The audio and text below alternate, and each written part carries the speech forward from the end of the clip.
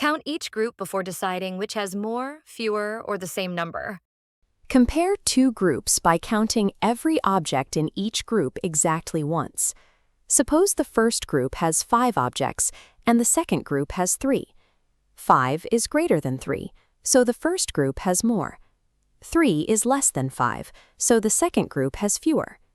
Now compare a group of 4 with a group of 6. 4 is less than 6, so the first group has fewer. 6 is greater than 4, so the second group has more. Two groups can also be equal. A group of 4 and another group of 4 have the same number. Neither group has more or fewer. Counting carefully matters.